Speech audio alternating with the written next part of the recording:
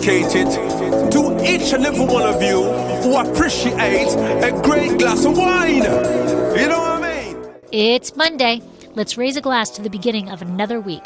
It's time to unscrew, uncork, or saber a bottle, and let's begin exploring the wine glass.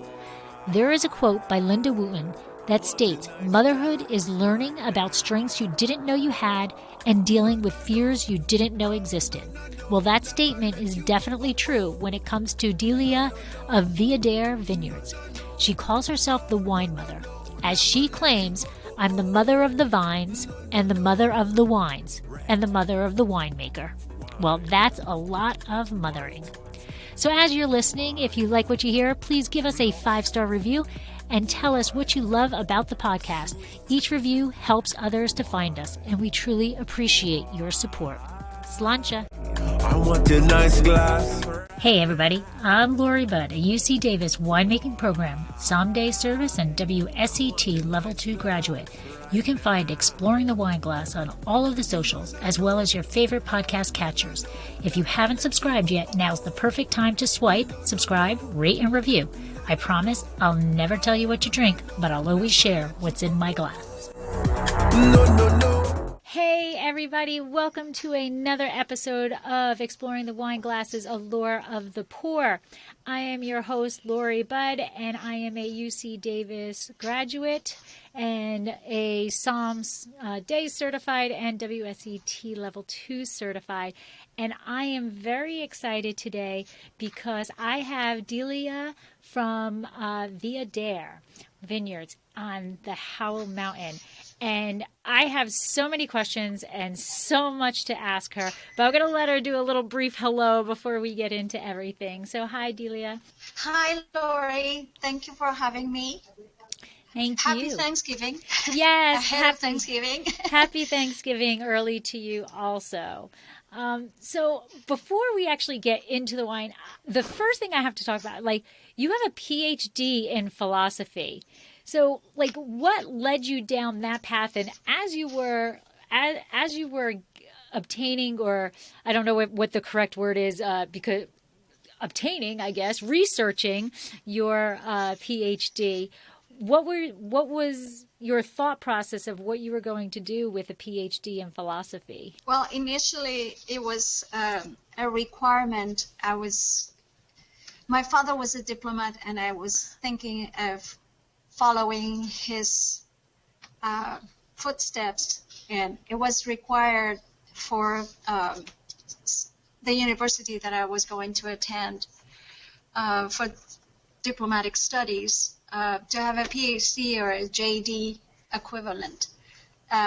So in the end, I fell in love with philosophy, actually. My concentration or major, as you call it, is logic and pure mathematics. So that's how it translates to it. It has nothing to do with wine, but there is a lot about it that works with critical thinking, application of critical thinking and application of logical business outcomes. So well, it is a long way. Far from. Well, my undergrad was marine biology, so there's paths but down the road. But at least it has something. There's paths down the road that you take, and those forks. And I've always believed, and I guess this is a philosophical approach, I've always believed that you have to just go the path that is, you feel you need to go, and it will eventually lead you to where you should end up. So, it may not be the direct path, but you had the path that led you to your passion to never direct, yeah. Right. Totally. Right. So you I've heard multiple times that you are called the wine mother, and that you're the mother of vines, the mother of wines, and the mother of a winemaker. I have to tell you, when I read that the first time, I got a huge smile on my face. I was like, I absolutely love that. But so can you share a little bit about your origin story? So we could we can figure out mother of the winemaker. We can go there. But how did you become a mother of vines and a mother of wines? Well, because really, to put a vineyard, I felt that I was really raising the vines just like I raised my children. I didn't want to call myself a vintner or a vineyardist or anything. I'm really the vine mother, or the mother of the vines, because I'm raising them to excellence. And with the wine, it's the same thing. I think there is a lot that we do that is kind of that nurturing side of mostly women, that in elevating, in raising a wine. And I think you raise it in the vineyard, and I think you don't mess it up in the cellar. It was just a great pride for myself to have one of my sons to decide that this was actually worth pursuing. So that's why I ended up being the mother of the vines, the mother of the wine, and the mother of the winemaker, because one of my sons is a winemaker. And now, So did he? It's It's absolutely a reason to be proud. Did he always want to? So, like, I know that a lot of families that are in the wine industry, the children grow up and they're like, no, I'm not going to be in the industry. And then they were like, no, I do want to be in the industry. Did Alan do that, or was he a wine? He was focused for the get-go. No, he did not focus on the wine. He's an outdoors guy. He loves the vineyard. He always enjoyed that. And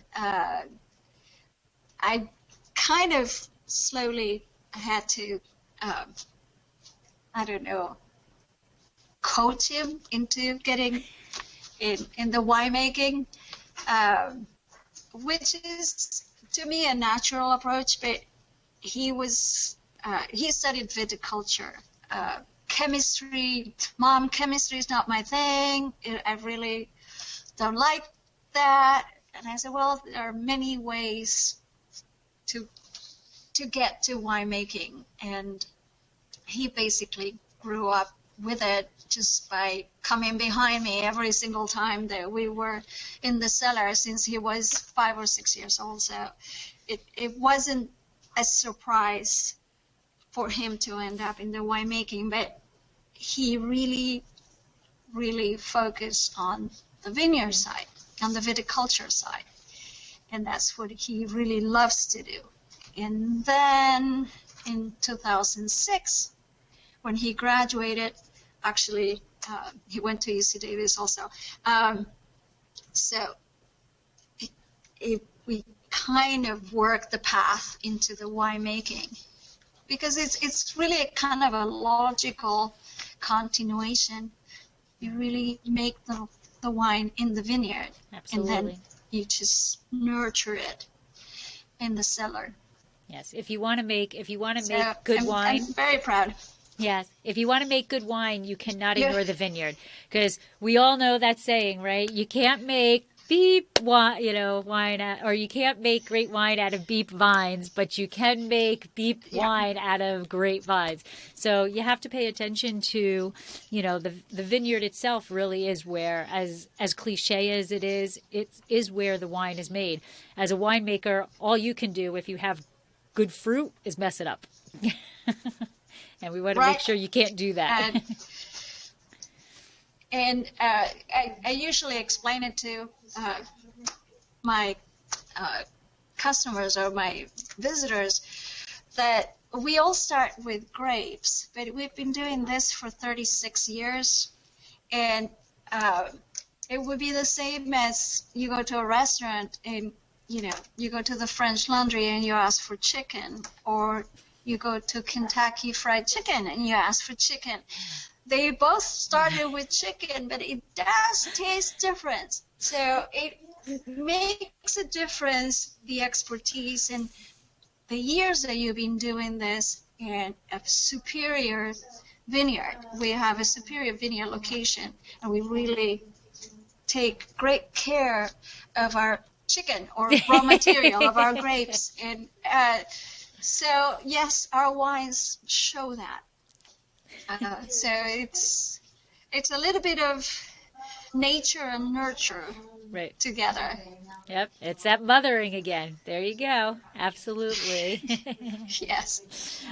So let's talk about how Viader started. So in 1986, you just purchased land on Howell Mountain and planted 30 acres. So one, how do you just come across 30 acres on Howell Mountain?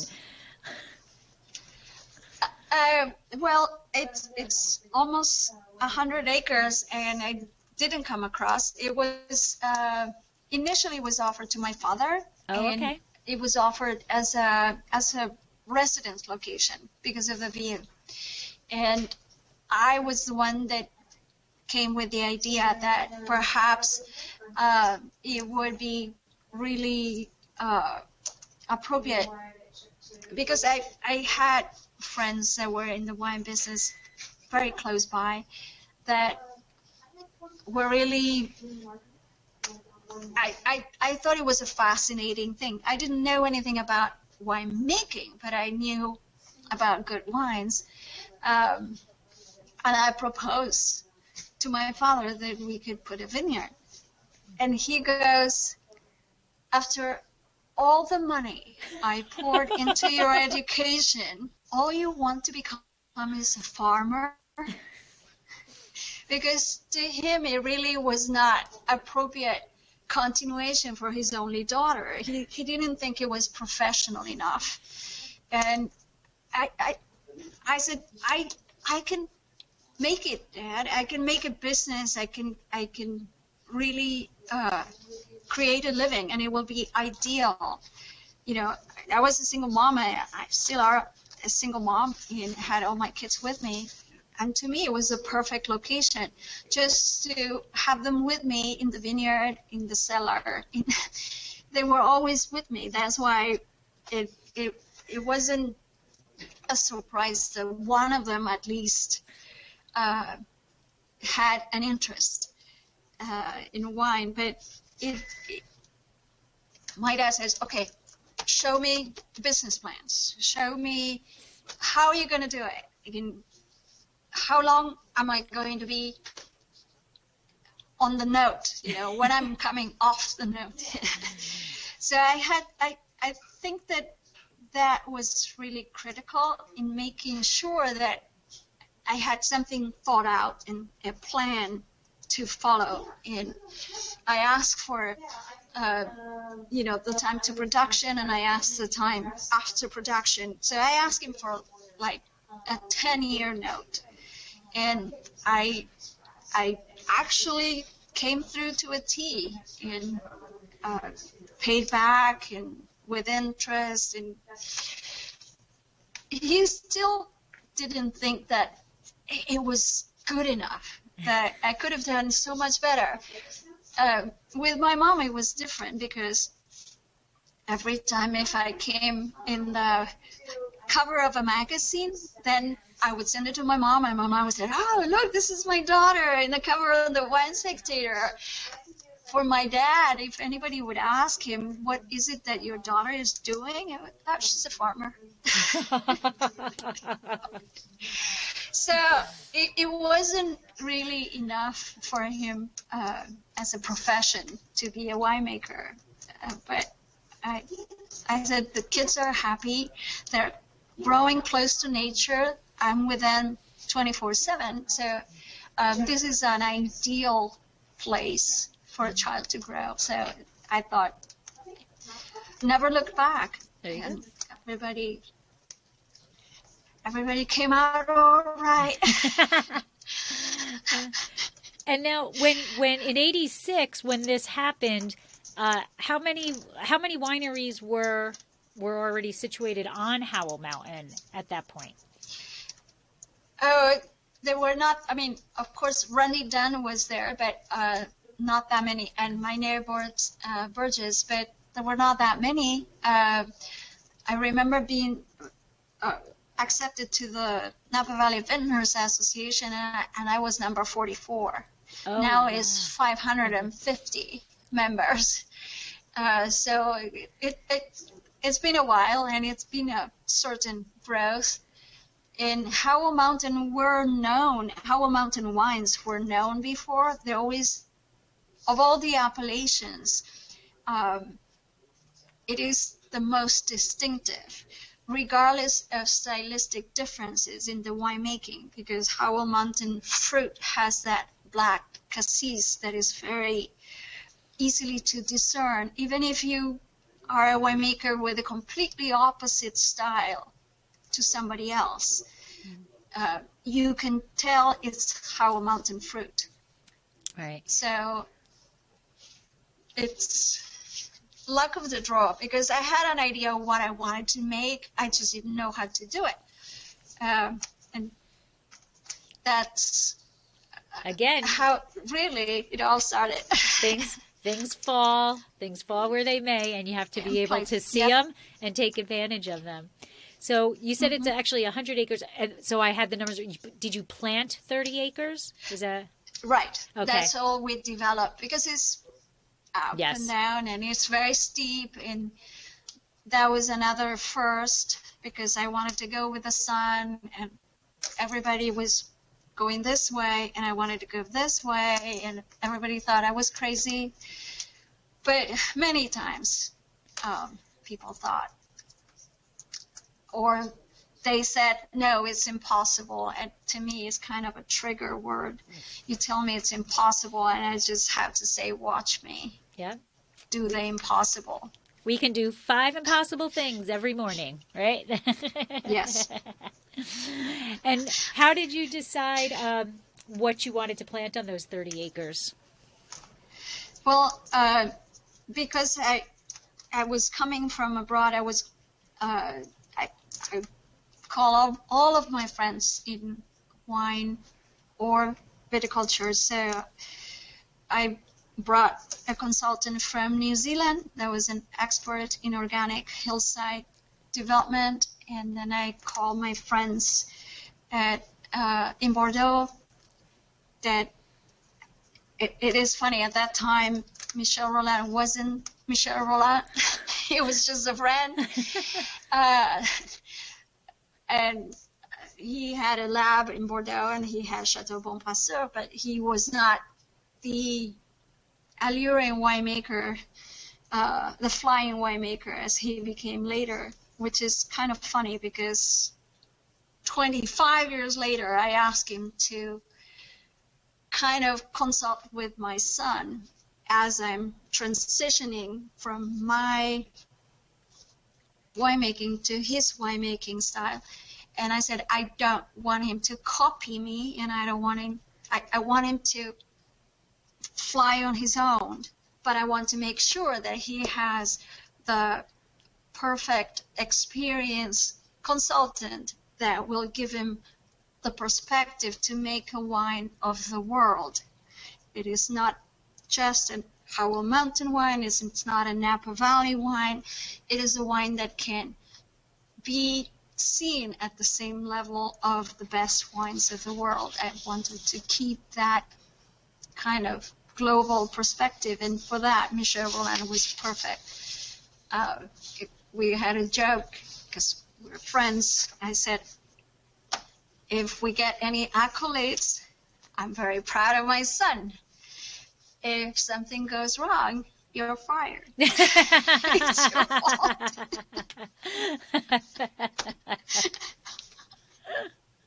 That's awesome.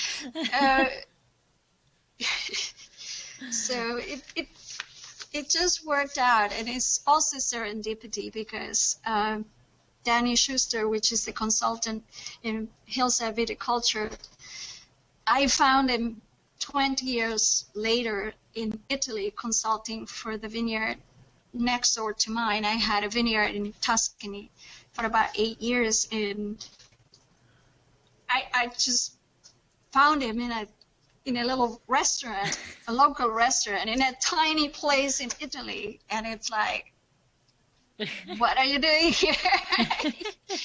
It's kind of serendipity all around.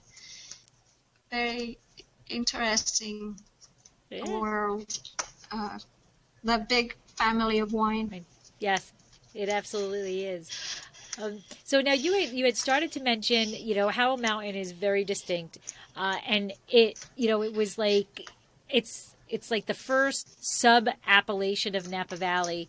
So in order to be a sub-appellation, there needs to be something very distinct and different.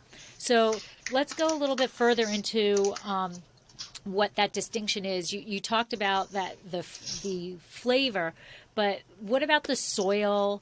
And that's really a distinctive feature of Howell Mountain also. It is a distinctive feature because we maybe have about 8 inches of topsoil. There is no soil. It is just rock. And then below that, more rock. And below that, more rock. Rock, rock, rock, rock. We have perhaps a little bit of sandy loam. That's about as much as what we can call soil in existence. Our entire winery is built underground.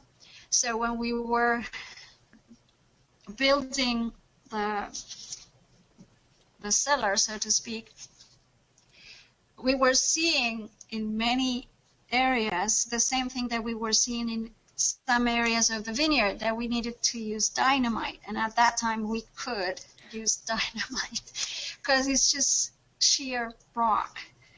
And it's a very hard rock. The term is rhyolite, which is almost as hard as the granite. And there wasn't any hydraulic hammer that could crack it. So dynamite was needed in many parts. And while we were excavating, we could also see in the parts that we were closing in about 35 feet down the dangling roots of the vines. So it's wow. You can see them growing out of the rock. It's that intense of a stress for the vine. It's very, very rocky, volcanic rock. So I think that gives a certain element to the vine, that the vine translates into this characteristic, nice, elegant acidity, and which is kind of the delivery of a very subtle tannin profile that really fills your mouth without poking. It's round because it really feels round in your palate. There are no poking elements that bite. So that is very characteristic of our wines, and in particularly of Howell Mountain wines that are done in this fashion. So I think I started the emphasis on Cabernet Franc because I found that Cabernet Franc in this soil does so well, and it really gives a lot of floral elements that make it so much supple, so much subtle in the palate that you really want to have a second sip and perhaps another third. sip, perhaps, like you were saying,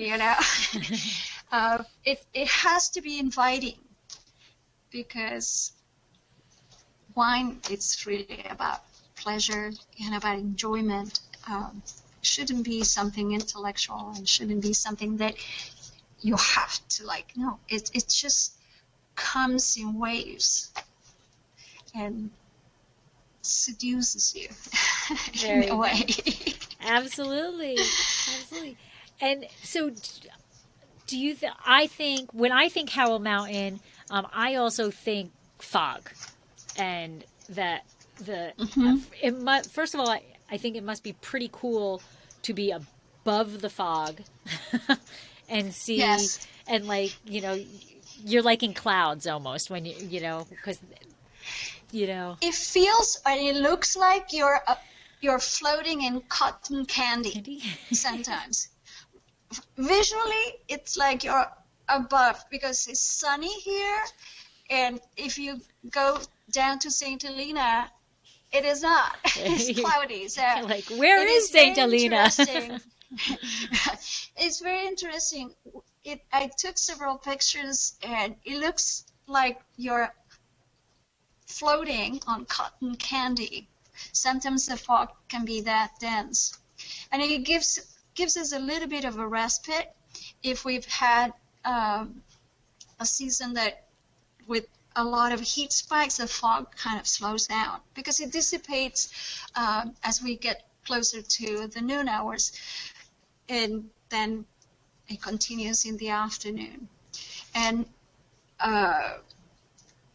we have such a rocky soil that we planted the vines closer to the rock, so they're not as tall. Oh, And the canopy protects the vine. They're perfectly aligned with east-west orientation. And we have a east-facing or west-facing hillside. So by putting the vines in that direction, at the noon hours, which are the hottest hours, the canopy is really above the bunch of grapes, and it keeps them cool and it keeps them protected. So we don't have what they call a morning side or an afternoon side that can get a little bit overcooked, but also we're closer to the ground. So after the sun sets, the volcanic rock releases all that trapped heat. So we get, even after sunset, an extra hour or two of maturation that continues throughout the season, and that really gets us ahead of the rest of Howell Mountain because of the exposure and because of the angle of exposure and because it's closer to the rock. It's something that has been proven very beneficial because we always are done harvesting before any conception of rain coming in and ruining the harvest. So it's very important for us. and that direction also, if you're in that east-west situation and at noon where typically the sun is at its brightest, if it's right above it, you're protecting your fruit. And if you're doing Cab and Cab Franc, you don't want that overly pyrazine, and those, you're protecting yourself from that pyrazine production also. Yes, you won't find anything kind of greenish or non totally mature, Right. ripe fruit. Right. And That's it's got to also, that fog also, even though you're saying you're harvesting before everybody else, it's got to help that that intensity, allowing that fruit to truly ripen, not just sugar but everything, because the fog is protecting it.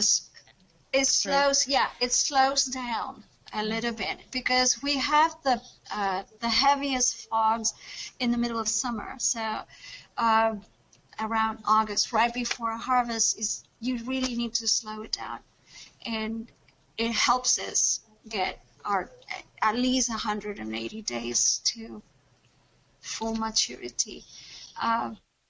But yet, it's rare the years in which we harvest late, which is for us in October. We usually harvest very early in September, which used to be kind of a problem because in Italy I would harvest at the same time. Oh, tough to be a little tough to be in both places. It was interesting because I was harvesting the whole month basically of September with a plane ride and 9 hours difference. So I don't know how I did it. I was chronically sleep deprived for a whole month, but it was fun. So down in the valley, they're starting, I'm assuming that their bud break, that flowering, all of that is actually earlier than you, is it? Yes, it's not so much the bud break or the flowering. We kind of, it's towards the end of the season is when we start kind of slowing down. It depends on the variety, but Cabernet Franc comes first always, and then Cabernet, and then Malbec, and then last Petit Verdot. But we also have an interesting Syrah, which is the kind of secret ingredient in the Black Label. And now, a word from our sponsor.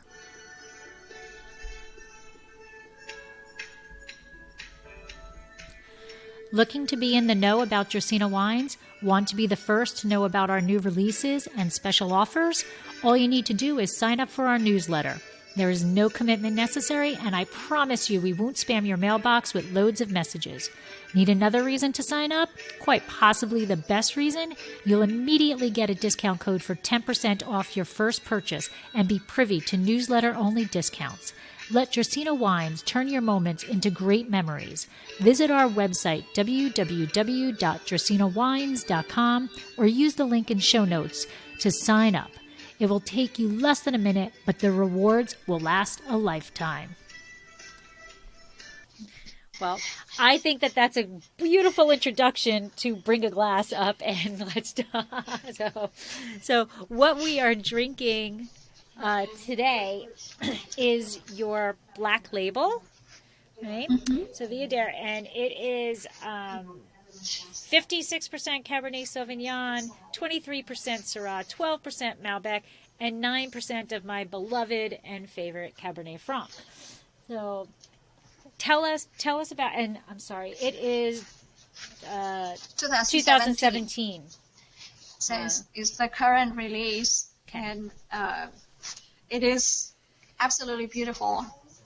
I mean, it is beautiful. You tasted it.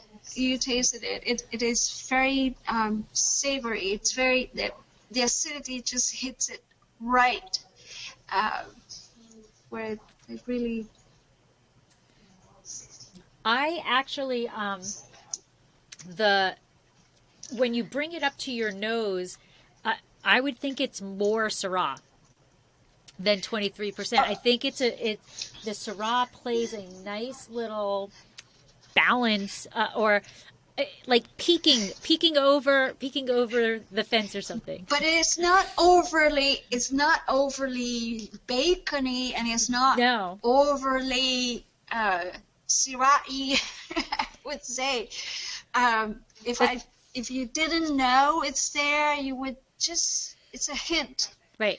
Just peeking over the fence to let you know it's there.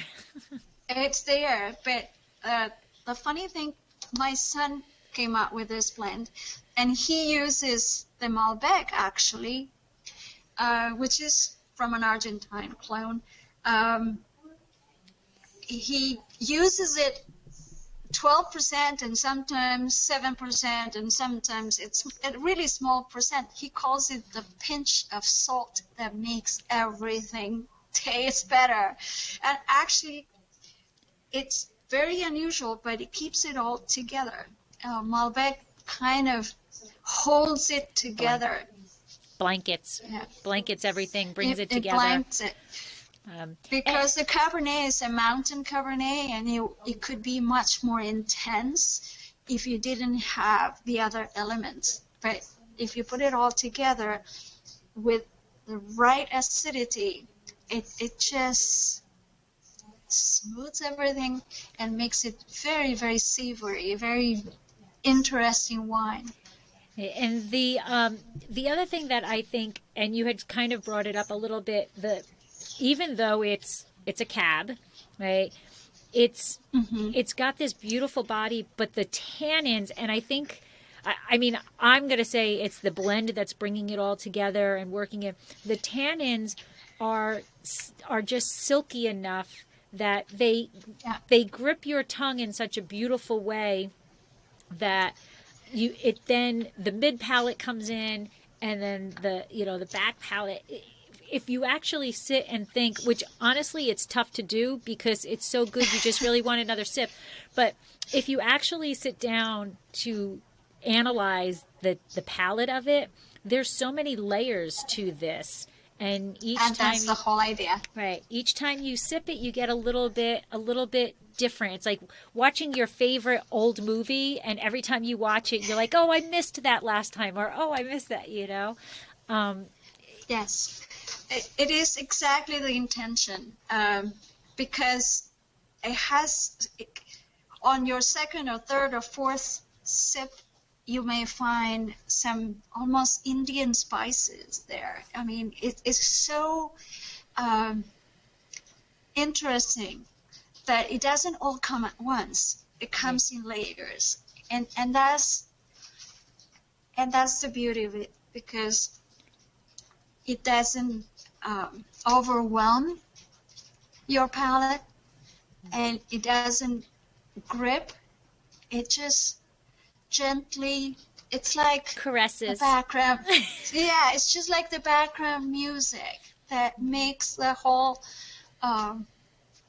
dinner or meal or whatever. It makes you more relaxed. It makes you more at ease. This wine is beautiful in that sense, that is so elegant, and it has the appropriate density to intrigue but not overwhelm, and then you want to keep exploring. It really is beautiful. There's chocolate in there. There's it's funny because on the nose, I would say it's milk chocolate kind of on the nose, but then when you taste it, it's more of dark chocolate. Yeah. So it's like almost like a dark chocolate. You're getting, at least I'm getting the best of both worlds. Like, I'm getting the milk chocolate on the nose, but then once it's on your palate, and it lingers there. That it's that dark chocolate, all of that dark fruit. It is incredible, and there's so many layers to it. And I think the Syrah and that Malbec really pull it in, and it's a beautiful blend. So is your black label always since Alan's been doing that same blend, like you said, different percentages, but is it always different percentages? But and it actually came out. He's the one that came out with it, because we came to this understanding. First generation winemaker, second generation winemaker. Do we agree 100% all the time? No, we don't. He has his style and I have my style. So we said, okay, Viader is going to be true to its style, which is more of a classic Bordeaux blend. And Viader will always be Cabernet Franc. But this is his interpretation of the best of the vineyard hand produced under his idea. This is his baby. He created this blend, and he decided to go non-traditional Bordeaux because he wanted Cabernet and Syrah, but then he wanted Malbec in it, and then it was okay, and I need to add a little bit of this or that. He perfects it to his style, and if you were to have Viader and Viader Black Label together, you will see they're completely different personalities. They're very, very easy to discern when you have them side to side. One is the wine that it will really improve with decades and will always be pleasant, but it's more of a classic wine. And then you have Viader Black Label, which is purely hedonistic because it's just for pure pleasure. It's just to enjoy. And it has a little bit higher acidity and a little bit, it just kind of hits you in the right spot, so to speak. And it was all his idea. And we call it black simply because the color, because of the Syrah, is so dark. It's so inky black. And how long has the Black Label been? What was the first production year, or I'm sorry, vintage year of the Black Label? 2008. Oh, okay. 2008. Okay. So 2 years after he started winemaking, he was like, right. It was like, we will keep the style of Viader always the same, but you can go and spread your wings with a different blend of your choice, and this is your interpretation of the state. And that's how we keep our differences, and he's also allowed to present his own expression, his own artistic expression, which is important. You know, it's not Absolutely. easy to work families. I don't want to impose anything, and I do like the idea that he can go and have something. He always battles me about this because he said, "Mom, I make all the wines, and I'm proud of all the wines that I make." And I said, "Yes, but this is your baby. This is important. This is." It's like, well, I don't pay attention more to that one than the other ones. And it's like, but this is your creation. This is how you express your interpretation of the state. So that's how we keep it. Each one can have its say. Right. And it is interesting at the same time. So there's on the tech sheet it says there's 425 cases of the Black Label produced. How many cases is your production total? The total production is 2,500 of all the four wines that we make. But it really depends on the vintage. 2017 we were a little bit more selective than usual. And usually we would do around 750 cases. We couldn't. So it's only 425, but it's usually it's about 750 cases. Oh, okay. It's not a huge production, or really very, very small. So I want to get into climate change a little and how horrible it's been, and especially on the Howell Mountain. But before I get that, because I started going down the climate change rabbit hole, and I read that you actually had a vintage, your 2003 vintage was destroyed by an arsonist. Went up in smoke. Yeah. Yes. I was like, oh my God. Me. Fire follows me. Yeah. What, just briefly, why would somebody decide?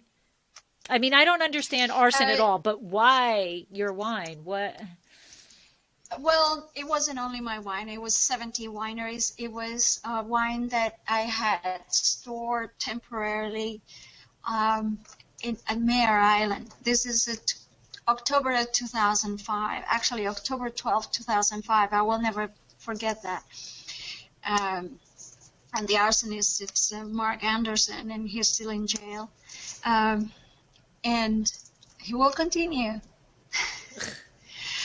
because for several reasons he decided he was double selling things and trying to make it disappear. He thought that by torching the entire warehouse, nothing would come up to light.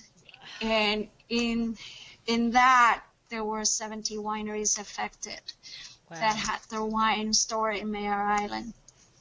So mine happened to be the 2003 vintage, of which we lost everything. 95%. We only kept the big bottles here at the winery because those are hand labeled, and that's all the wine I had for 2003. So it was horrible because it was a day that I will not forget. And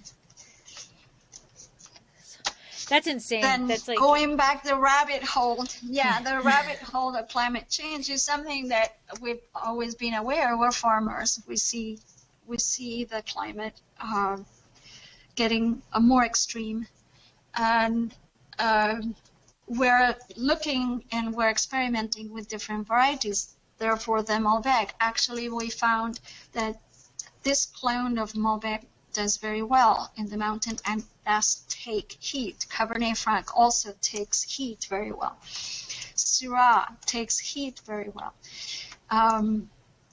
We have clones of Syrah that are very similar to the Côte Rôtie, which is very hot and rocky. So we're experimenting with different varietals.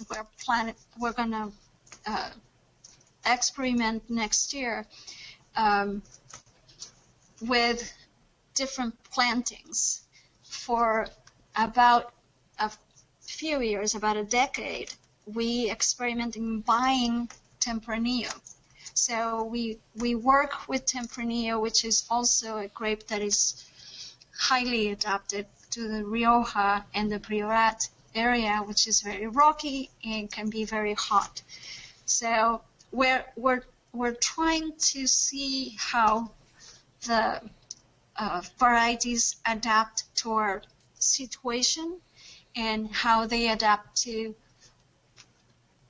climate change and what would happen if we get a little bit hotter. And we're looking at Touriga Nacional, Portuguese grapes that could perhaps adapt again to climate change. We're trying to see what will be a better suit in terms of grape variety that will produce something of quality, but that will take on the climate change. You know, we're farmers, we see it, but we also have a long-term view. This is not happening tomorrow. We have to plan for the next 5 years, 10 years, 15 years, 20 years ahead.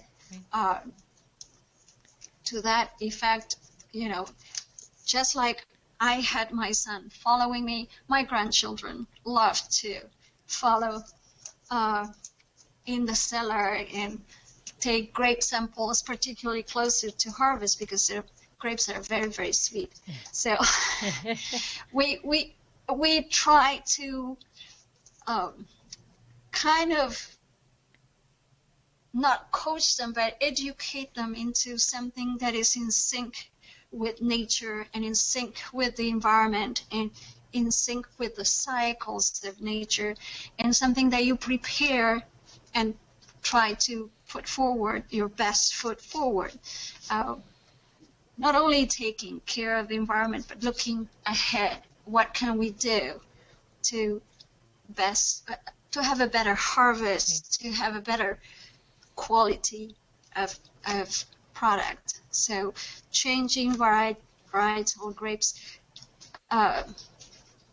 could be a form, and then a few things that we are practicing or researching in the cellar in terms of treatment, how gentle the fermentation, how slow the fermentation, how high temperature or low temperature in longer maceration or less maceration.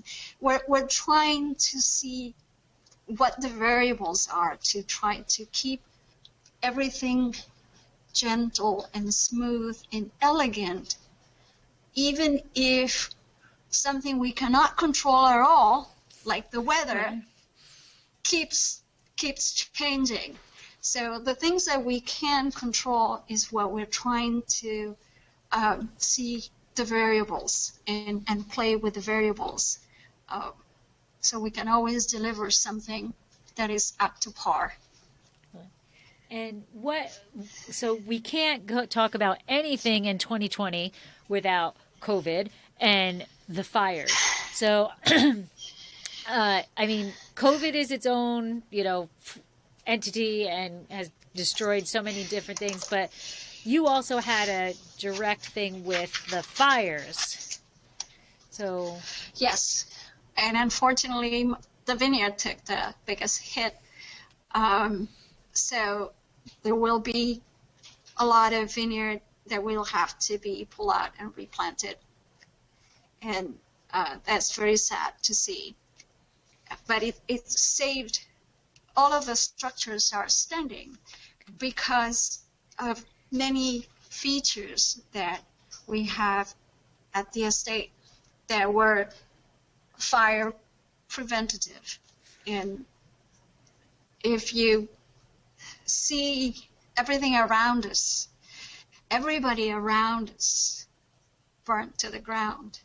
We are the only ones standing. So that tells you something. So having fire breaks in keeping the undergrowth clean and having areas with decomposed granite, which is basically sand around the properties where a fire has to stop because there's nothing to burn. Having all the structures be glass, metal, or rock covered is also important. And with a slate roof is very important. Because during the fire, which we had coming from every direction, it's the embers that fly around that continue the fire. Right. And in this instance, the fire came up to my front door, which happens to be clad in solid copper, and that's why it didn't catch fire. But the glass, the outside part of the glass cracked. Oh. We have double E windows and the outside of the glass cracked. That's how close it came. Oh my gosh. Oh my gosh. And now do you live at is your home Yes, also at the winery? Everything's Yes. because you have 100 acres, right? Yeah, so all the buildings are contiguous. But it was very, very close. Wow. And what But it's still standing. yeah. I mean, not like just out of pure, I guess it's kind of somewhat morbid curiosity or whatever, but what goes through your mind when, I mean, you have had these fires in the past and now this fire comes again, and are you getting a knock on the door and you're like, oh my God, I've got to go through this again, and you're just running out? What's going through your mind as you see this fire approaching your home, your business, your family? Well, there's always a lesson to be learned and shared, because whatever worked, whatever kept my house standing, should be shared, and perhaps it will prevent other homes from being burned. And that's what I've been sharing with everyone that wanted to see it. And on site, from the supervisors, Napa County supervisors, to CAL FIRE, and a number of authorities, just to see what needs to happen and needs to change, not to create a nightmare for the people that are going to build, but you need to build with a certain idea of it is going to happen, and you need to be prepared. And it's better to have the umbrella before the rain happens than get caught in the rain without it. That's always been my idea. So I loved my manzanita forest and my beautiful hillside vegetation, but I kept it very clean and very separated. And it is a pity that most of my manzanitas burned, but it would have been a lot worse if we didn't have it as clean and preserved as it was. As a matter of fact, the firefighters took this as their command post, because if they lost this, they would have lost the whole city of Angwin, which is above us. And they kept the fire, tried to keep it at the canyon, and they did a fantastic job at preserving as much as they could. And we have very close for comfort pictures of the airplane dropping that pink retardant thing. So we have a lot of pink vineyard right now, right on our vineyard. So it's just too close for comfort.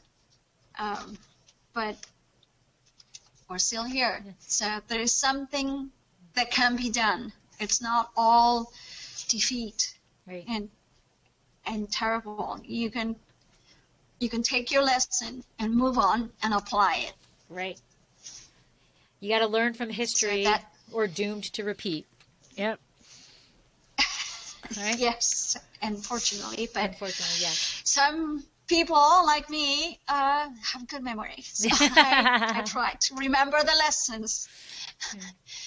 And what about your actual 2020 harvest? It's going to be pretty small. Yeah, it's going to be pretty small because again, we're focusing on research, of which there isn't that much.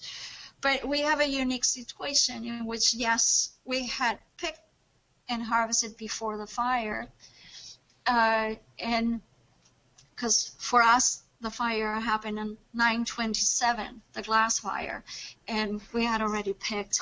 We were done by September 21st. Mm-hmm. So everything was tucked in the caves underground, of which we have a air circulation system that we usually open at night to get some fresh air, but we closed during the day, and we kept it closed throughout the fire. So humidity goes up, but there is no smoke coming in. That was the important thing. Right. Or barely any smoke coming in. So still we're going to be ultra selective and designate research lots that we want to experiment what happens at different levels of what some people call smoke taint, and it depends at what time it happened. It's like things that happen to a pregnant woman in the last month. It's like the baby's already protected, so it's much less than if it were to happen during the growing season or during the a different vegetative cycle. Developmental Developmental cycle on the vine.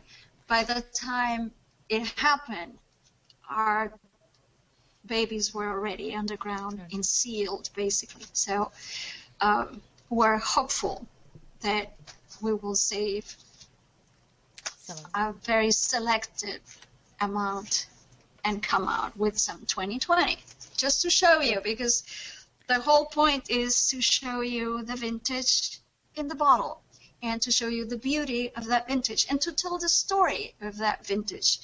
This is the sun and the rain and also a little bit of the fire that happened during that vintage. Just a little bit of fire. It happened. It's part of the narrative that you encapsulate all the challenges that we had during that season. But talking about that, this is 2017, and it was also a year of fires. And it's beautiful. Not that close, but you can see that there's been a story of that season, and this is what we can tell in the glass. Well, I want to thank you for sharing your story and for sharing this lovely bottle with me. It is a beautiful wine, and can you tell people how can they find Viader? Where do they go? What do they do? How do they support you? The best way is to visit us at our website, which is viader.com. It's Viader, Viader.com. And that's where you can set up an appointment to come and visit. That's where you can see what we offer. If you can't come and see us, and where you probably will find the podcast in the press. It's where you get to know us and a little bit more.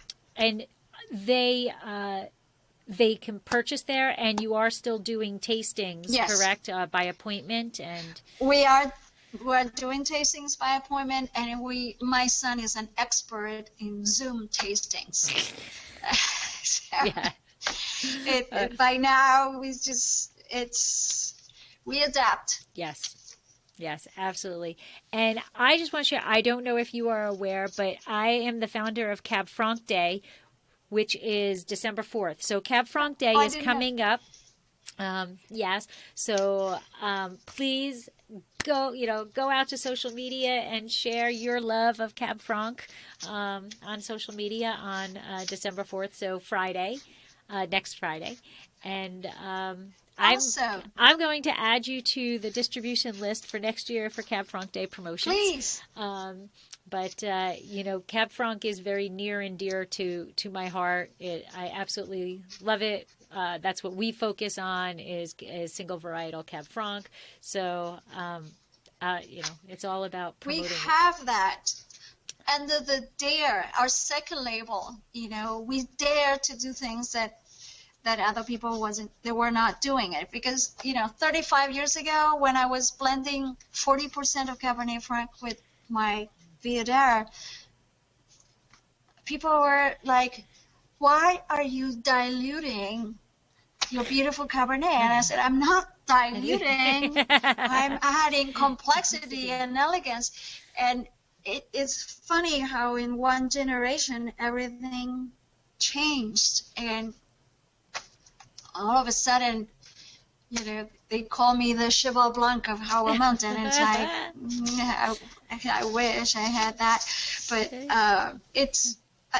we have a dare 100% Cabernet Franc. Oh my gosh. Well, I'm going to have to get my hands on that. And I want to see it all over social media on December 4th because I am on a one-person mission which it started as a one-person mission, but it has gained, it's internationally recognized. I mean, it's celebrated.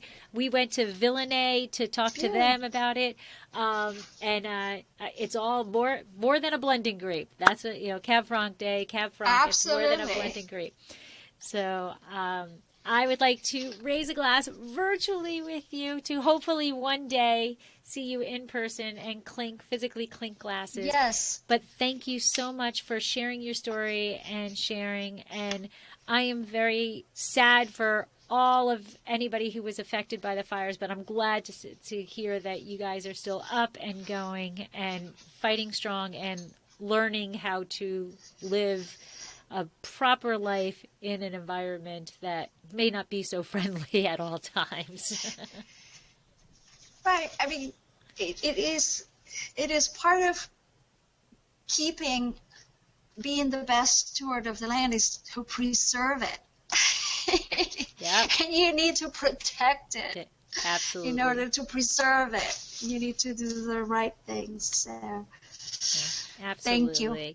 Well, thank you very much. And as this will not be out in time, but happy Thanksgiving tomorrow. Happy Thanksgiving. Same to you. Take care. Bye-bye. Thank you so much. Thank you. Thank you.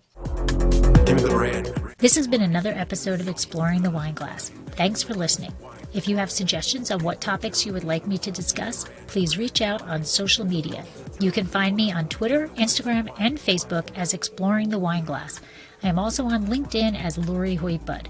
Of course, you can always email me at exploringthewineglass@gmail.com. If you enjoyed what you heard, please rate, review, and subscribe to help others find me more easily. And most importantly, tell your wine-loving friends, because if you like the podcast, they will too. Music is Wine by Kevens. Until next week, Sláinte. Turn right into wine, so you and I can feel the